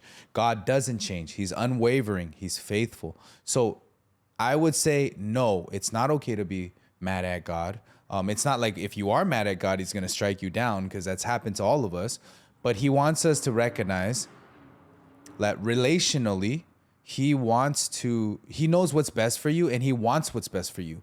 So it's probably better to release that up to God so that you can be liberated and not be entrapped by this anger, frustration, or being mad at God. Don't run from him, run to him. Barzies. So this next question again is from Anonymous. It's from our Discord. Is karma biblical? Wow. No, because karma says you get what you deserve, whereas grace and the love of God tells you you get what Jesus earned for you, right? So it's not this for that, this quid pro quo. Oh, I did this and therefore I get that. Because if that was true, even on a logical level, removing God out of it, there's a lot of very shady and evil people who get blessed in this world. We know this. People who are rich, they do some heinous things and they still get blessed, right? Monetarily, financially, whatever it is in their careers, however you spin it. So if karma was true and if it was biblical, then it would be universally like that, right? But it's not. So karma is like the law of the universe, whereas grace is like the love of the universe, right? So we receive grace through love. That's why God says, I am the God of the evil and the good, right? I am God of the Gentiles, of the believers and the unbelievers, right? The non-believers. So God wants to give us grace, not this deeds dictate your outcome, basically. The better the deed, the more blessings. The worse the deed, the worse the blessing. That's just not biblical in any way, shape, or form. What do you think about people that use the Bible and say, oh, but the Bible says an eye for an eye? Yeah. Well, contextually, what does it actually mean, right? An eye for an eye makes the whole world blind, as they say, right? It also says turn the other cheek. So is that contradictory? So you do serve justice. How can you have an eye for an eye, but also turn the other cheek? Context. Who is he speaking to? What is he speaking towards? Is it cultural? Is it, exegesis? Is it something that's for that time frame? Just like when people talk about tattoos, it's literally talking about the paganistic rituals when they would worship Baal, and they would say, they use that. Oh, you're not supposed to pierce your ears. You're not supposed to open your skin and get tattoos. Well, that's legalistic in that way, right? And I'm not saying it's okay to get tattoos. What I'm saying is, contextually, that's not what they're actually talking about here, right? So you have to see what audience is it speaking to. That's why I always tell you guys, read your Bibles. You can't read a paragraph from a book and get the whole main message off of that paragraph. You have to read in context as well. And I say lexiconically too, meaning reading the original language also helps, because some words, just like Mandarin and Korean and these other foreign words, cannot translate. It hits different when it's translated to English or another language, right? So learning the original language is very important. And yeah, it allows us to understand contextually what it's actually talking about. I feel like karma goes back to that very transactional mindset where if I do this, then I deserve that, or I did this and then that happened, and just transaction is not love. And I like what you said about context too, because you're like, oh, but what about an eye for an eye? Well, the literal next line is, well, then the world would be blind. It's like, that's not a good thing. You don't want the eye for the eye. Yet, with a T. I had another question. So as a Christian, there's this pressure that I always have to be calm. What do you say about that? I think, again, contextually, right? So if you're operating from a heart of, I need to be calm in order to gain heaven or be Christ-like, at the foundation, it's still transactional and selfish, right? Oh, I'm only going to be calm because this is what makes me more or less a Christian. Oh, I'm only going to be calm because this is my ticket to get to heaven. Because if I get angry, then I'll go to hell, right? Yeah, but what if it's more of like, I'm trying really hard to be calm so that people will see that I'm trying to be a good person. More Christ-like. It's not like so I can get into heaven. It's more so that I could set a good example. Yeah, that's good. So if it's that, that's not a problem. But I'm saying it's not really a transactional thing. You want to lead people to Christ. And it's not just through words, but through action as well, because actions speak louder than words, right? So it's important to do that. But what I'm addressing is people, most of the time, at least in my experience, people are calm, even though they feel their real heart isn't. And if they're suppressing that, it's because they're probably operating from a position of fear or a position of pain. They're not doing it out of love. They're not trying to be calm because it's a loving thing and they're trying to gain people's hearts. That's actually pretty rare. They're being calm because they're like, well, this is what makes a good Christian and I don't want to look like a bad Christian. So it's still ego at the end of it. It's still pride at the root of it, right? So you should want to be calm because God was calm and peaceful with you. He was patient with you, right? Because patience and calmness ties together. He was meek with you. So then you extend the grace to other people. It's not, oh, I need to be calm because I don't look like a real Christian then. At the source of that, you're still trying to edify yourself and your own image of, look at me, I'm a great Christian. There's no such thing. If you're Christian, you're great. Just kidding, guys. Okay, just kidding. The whole world's like, that is not true, bloody. But the truth is, right? God wants us to recognize that, are you doing something for your own benefit, right? So being calm is not something that you would do. It's the byproduct of following Christ. It's not, okay, I need to try really hard to be calm, and that's what's going to make me Christ-like. No, you're calm because you're Christ-like. It's the other way around. It's not, okay, I'm calm now, I'm proving, right? You're operating from a position of authority now and from victory. You're not trying to obtain victory. You're not trying to obtain peace. You act peaceful because you're peaceful. Man, I would say that one of the most annoying things is like sometimes when I do get angry or something like that, it's like, dude, you call yourself a Christian? You know what I'm saying? Like that's like what someone You're has a thrown at Christian. me. You don't get angry. Like, Yeah, it's like how like you call yourself a Christian and you still act like that? Yeah, because they dumbed Jesus down to a beta male. That's why. Jesus flipped tables. He called people brood of vipers. Calling somebody a snake is super disrespectful if you think about it. He called people hypocrites. He says you clean the outside of the cup, but you don't clean the inside, basically, right? And so he explains he even called somebody a dog. Like, I'm not saying that that's okay, okay? But what I mean is he always did it out of love. He always did it when people were challenging his identity, right? So when a person says, you're a Christian, what they're actually saying is, I'm better than you. That's what they're saying. And Jesus was like, oh, you think so? Okay, well, let's compare. And then it becomes this, are you better than me? Okay, are you better than the Father, which is God?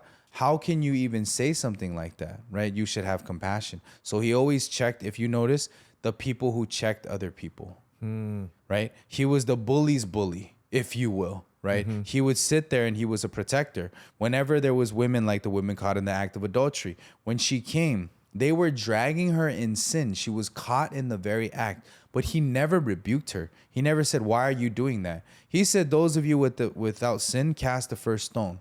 What he was saying essentially was, guys, you guys are sinners judging this woman for sinning differently than you, but you're all still sinners. You guys are all house flies. One fly is like, I live in the garbage. The other one's like, I live in the house. But when they meet the bug zapper, they're both getting zapped. You understand? But that's how human beings are. They sit there and they go, well, I'm a sinner. Yeah, but I don't sin like that person. Sure, but all sinners go to hell. So what you talking about? Faith is you talking about. You want some sausage and peppers and quarters? For a second, I was like, bacon, egg, and Jesus came up with that fly analogy? It's fire. I was like, what chapter in the Bible? Is that in one It's theology? in Johnny, chapter 2, verse 5. Yeah, that's a leak. It's coming in the Bible too. Yeah. Dropping soon. Bible 2. Bible 2. Jesus is cooking Bible 2 right Just now. dropped the most fire book of all time and never the sequel. The next question from Anonymous in our Core of the Heart server is, why do I kind of like being angry, even though I know it's hurting me? Most people operate from pain. That's why. Pain, it feels comfortable to us. And that's really sad, right? So as much as it feels good, it doesn't mean that it's good for you. Think about candy laced with cyanide. It tastes good, but the end result, death, right? So it's the same thing. Yeah, this may feel good temporarily or even for a while, but eternally, that is not good for you, right? It's not good for your spirit. It breaks your spirit, right? And yeah, poison is poison no matter how much you taste it, even if it tastes good, essentially, right? It doesn't matter. It doesn't change the fact that because, you know, it feels good or tastes good, that it is right? We're tied too much to our feelings. Secondly, anger feels like you're in control. And so, you know, control feels good because you feel like you have things, right, in control, and, you know, you feel this righteousness. But again, poison, right? It's a false sense of control. Actually, the anger is controlling you. You know, there's a saying in Korean, alcoholics start off by drinking the alcohol, later the alcohol drinks them, right? So it's this thing of like, they think that the anger is good for them, but it's a trap at the end of the day. And it'll snare you and it'll really ruin your life. Great answer. So this next question is, what if I know I'm right, but I'm still furious? What are you right about? So you can have a righteous frustration. You can have a righteous anger. God had righteous anger, right? Anger in itself is not necessarily a bad thing or a sin. Anger that's unchecked or for yourself, self-righteous anger, if you will, is bad. So yeah, you may be right about the situation, sure, but you may be also wrong on another end. And I'll explain. There's a story, right, in Korea. There's a person in Korea, Akgokdong, I believe. He took a taxi and he was drunk. And he paid the fare of what I think it was $10, something like that. So however much won it was in their currency. And he fell asleep. He arrives at his destination. The taxi driver goes, hey, wake up. That'll be $10. He said, wait, I know I'm drunk, but I remember paying you $10. So a fight ensues. They start arguing. And then the cops get called. The cops come. Obviously, the cops are going to be like, dude, you're intoxicated. Like, they took the side of the taxi driver. So he started fighting with the cops. They lock up the guy, put him in the drunk tank. And the next day, they release him. And they're like, okay, you don't feel like it's right. You can fight it in court. He's like, no, apologize. So they didn't apologize. He goes, okay, you're not going to apologize. He goes out to the gas station next door, fills up the tank of gasoline, comes out, pours the gasoline over him, and then lights a match. And he goes, the chief of police, come out right now. You are to apologize to me. You have wronged a law-abiding citizen who paid the debt. You sided with these scam artist taxi drivers. And if you don't do it, I will prove to you by burning myself. I'm protesting right now. And they're like, sir, please, you can take it up in court. Boom, he lights himself on fire. It goes crazy. This is a real story, true story. We get up in this hospital. You can smell the burnt skin. The minister at the time was like, trying to explain to him. It was a big thing. All the, news channels were there, and they were basically telling him like, hey, you're right, because these taxi drivers do take advantage of people. They're wrong. They shouldn't be doing that. Ever since Uber came in and blah, blah, they start doing this, right? They start to like scam artists. So everyone's telling him he's right. Pastor's the only one who's like, you're wrong. And he blew up, right? And same thing I was saying, Isaiah 64 verse 6, you're wrong. Your righteousness is wrong. He goes, what? He starts blowing up. How am I wrong? Look at me. Everyone is saying I'm right. But I'm, you're telling me I'm wrong? What the heck's wrong with you guys? You church people, right? He starts chastising us. He looks over to the left, right? And as right as you are, we say, as right as you are, you're also 100% wrong. He's like, how? You look to the left, it's his wife and his daughter. They're hugging each other and they're crying, right? And he goes, what did these people do to deserve that? To deserve their breadwinner dying, potentially, right? To have all this pain, they can't work, so they're going to starve now, right? In Korea, the men work, and it's kind of still very traditional. What did they do for a measly $10 that you ended up paying anyways, and all the fines that you incurred on it? Like, let's say you were right, but you were so wrong in hurting these other people who you love the most out of your righteous anger, right? And so right there, he started to cry because it like clicked and it hit him, and yeah, sharing the verse, Isaiah 64 verse 6, all of our righteousness is like filthy rags. So as right as you are, right? How this ties into the question, to answer your question, is as right as you are, you could be 100% wrong. In that, you may have been right about the situation, but overall, are you right when it comes to God? No. So me as a person, how I'm able to accept people going online talking trash about me, saying things like Johnny's not real, he's this and this and that, he's a gang member, don't let his peace fool you, he's still with his homies, his brother, and the youngsters take pictures with him, blah, blah, blah. What I recognize is they're wrong. They're wrong in what they're saying. But in front of God, though, without Jesus Christ, if you strip him away, I'm wrong too. And what am I doing trying to fight? I've learned to just acknowledge who I am without God. And so this has allowed me to kind of grow. So as right as you are, yes, you could be also 100% wrong. Maybe not in your eyes, maybe not even in your family's eyes, but definitely we all fall short from the glory of God, meaning in front of God's eyes. If you can think about it from that perspective, all fights stop.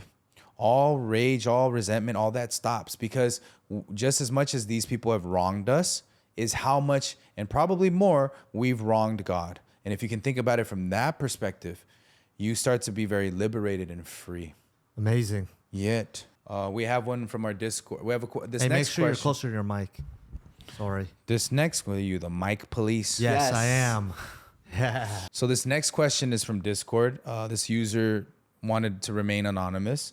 And his question is, I get angry at my deceased father for not teaching me anything about life, God, or how to be a man. How do I deal with anger towards someone who is gone, recognizing that that anger is not from you? And actually, he did teach you something. By him not teaching you anything, you had to rely then on the true father, right? You're here today in our Discord because nobody taught you about God, right? And you wanted to seek that God who's leading you. So yes, there are people who mess up in our lives. I'm not saying all parents are great. And I'm not saying the feelings that you have are invalid. However, because of what happened with that and how you went through your life, it allowed you to end up in a position now seeking God, asking questions on a godly platform, and really learning about, true salvation and biblical freedom, right? So I feel the same. There's times where I think, why did my father do that to me? I had to go to the YA at 12 years old, which I'm right. I seen unalivings, I've seen riots, I've seen you name it. Horrible, horrible things. Hell on earth is the best way to describe it. And yet, when I think about it, my father wasn't there for me. He doesn't even deserve reconciliation with me. He doesn't deserve for me to pay for his flights and take him out to eat and things like that, right? But what I realized was when I accepted that all of this was part of God's plan, I was free inside of my heart. And I was able to rekindle this relationship with my father and able to even apologize to my father, who was the aggressor of all things. It's a beautiful, beautiful thing, right? That resentment that you hold on to is like you drinking poison, hoping that the other person dies, right? And you have to recognize that, you know, these are bricks in your backpack, if you will, that you're carrying on to. You know, I always say this, but the past is something you learn from, not something you live in, right? We learn from it and we move forward and we appreciate it, because just like Joseph, who was sold by his own family, when he got out, he didn't hold it against him. He named his son Manasseh, which literally means in Hebrew, Aramaic, forgotten. He forgot about the sins and the wages, because he says, it wasn't you guys who put me in prison. God led me through this to become, one with God. And so actually, I would thank, I thank my father in that he didn't know what he was doing, but God was turning the evil into good, like he so masterfully does. And I hope that you can accept that inside of your heart so that you can be free. And I think your father also, you can be a little bit lenient on him, because it was his first time, not only at life, but his first time at fatherhood probably as well. And so, it's hard for people. There is no manual to train children, unless it's through the Bible. But for the most part, it's hard. It's hard to raise up children. A lot of cuts will happen. A lot of anger, resentment will build. But it is also our job to be able to see it from God's perspective and really accept that everything is for the greater good. Romans 8:28 talks about this. Amen. Hallelujah. Wow. Close us out, Mr. Sir. So that wraps up this episode on Unlearned Wisdom on the topic of anger. I hope that you guys really liked it. And if you did like it, please comment, like, subscribe, share. And I want you guys also to share something that you learned from this episode that you didn't know about. And let us know in the comments. We read the comments. And who knows? Maybe we'll pin the comment and give you $1 million. Or the new merch. Or new merch. Ooh. Send you some merch. True. We got merch out, by the way, guys. If you haven't done so, please check it out. By the time this comes out, the merch is well released. Yep. We have codes actually that I can send that someone can just get like a free sweater or a free shirt. Yeah. So you know what? We're gonna find a comment and send someone a code. Yeah. If your comment gets pinned, check your DMs. Yeah, then you know, or we'll announce it on the next episode. Yes. Thank you guys very much. See you guys next week. Peace.